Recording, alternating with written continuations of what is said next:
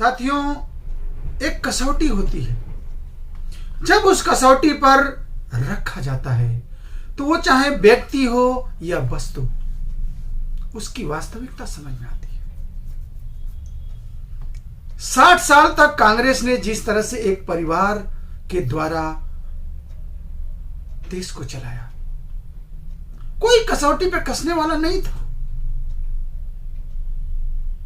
जब उसे कसौटी पर आज कसा जा रहा है तो वास्तविकता उसकी समझ में आ रही है। आज जिस तरह से सोनिया जी का संसद में व्यवहार ये दिखाता है कि कितना गुरूर से वो भरी हुई है।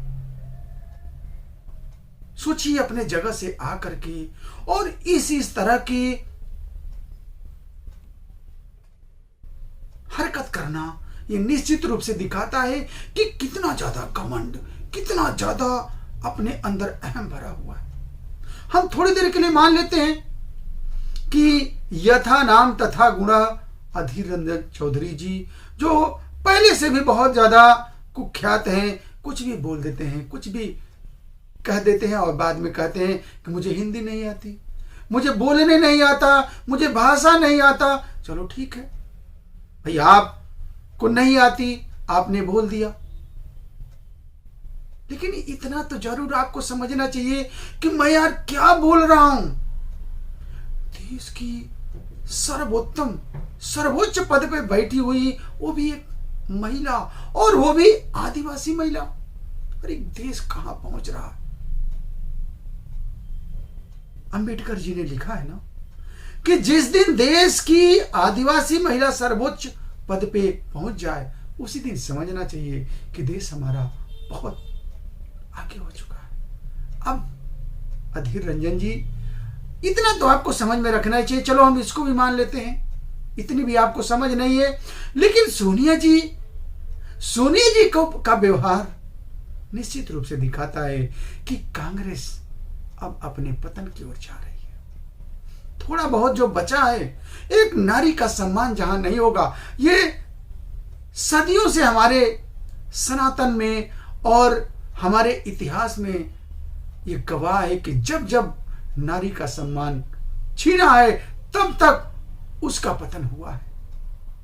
तो मैं तो कांग्रेस के भले के लिए, कांग्रेस के भविष्य को देखते हुए मैं सोनिया जी से निवेदन करूंगा कि अभी भी कुछ नहीं बिगड़ा है। सोनिया जी, आप अधीर रंजन को सख्त आदेश दीजिए कि कल संसद में जाकर के या सार्वजनिक जगह पे वो माफी मांगे, और उसके साथ ही साथ आप भी देशवासियों से माफी मांगिए कि गलती हो गई।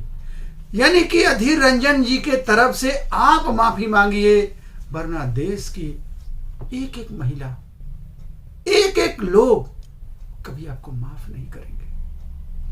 ये मेरा निवेदन है, और ये निवेदन आपके भविष्य के लिए, आपके हित के लिए बहुत ही जरूरी है। मेरी बातों को जरा ध्यान में रखिएगा, और वरना आपको भविष्य में इसके परिणाम जरूर भुगतने पड़ेंगे। सोनिया जी, मैं आपसे निवेदन रख रहा हूं, इसलिए कि आप मजबूती से विपक्ष के एक नेता हैं, और हम चाहते हैं कि देश जब तक अच्छा विपक्ष नहीं रहेगा तब तक चलेगा नहीं।